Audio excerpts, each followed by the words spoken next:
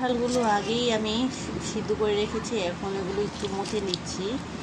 এরপর আমরা কিছু জিনিস আমরা অ্যাড করব। সেটা হচ্ছে দিয়ে দিচ্ছি এর মাঝে কতগুলো পেঁয়াজ কুচি দিয়ে দিচ্ছি। এরপর দিয়ে দিচ্ছি কিছুটা কাঁচামরিচ,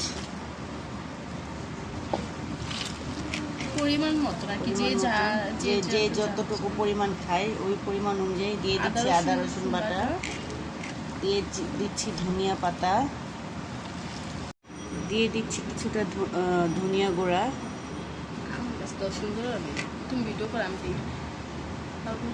দিয়ে দিচ্ছি কিছুটা ধনিয়া গুঁড়া। এরপর দিয়ে দিব কিছুটা জিরা,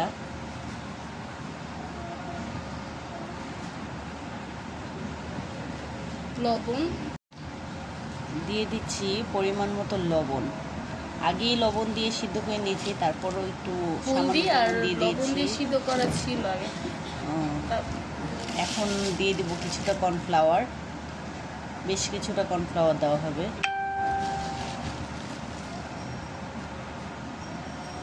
এরপর দিয়ে দেওয়া হবে চাউলের গুঁড়া,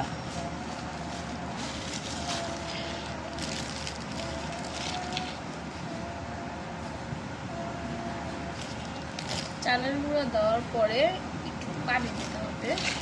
চালের গুঁড়া দেওয়ার পরে এখন কিছুটা পানি দিয়ে দিচ্ছি যাতে এটা ভালোভাবে মিশে যায়। কর্নফ্লাওয়ার আর চালের গুঁড়াটা যেন ভালোভাবে মিক্স হয়, তাহলে পানি দেওয়া হয়েছে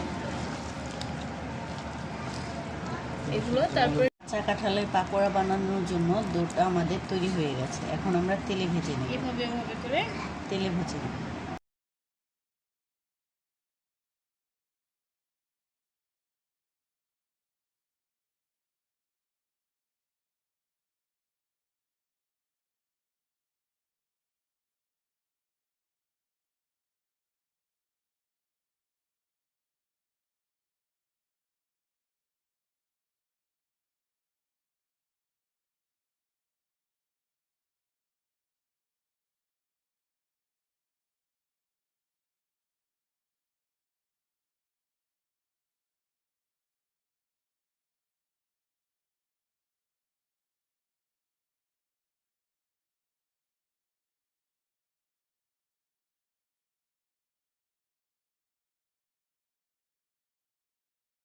হয়ে গিয়েছে।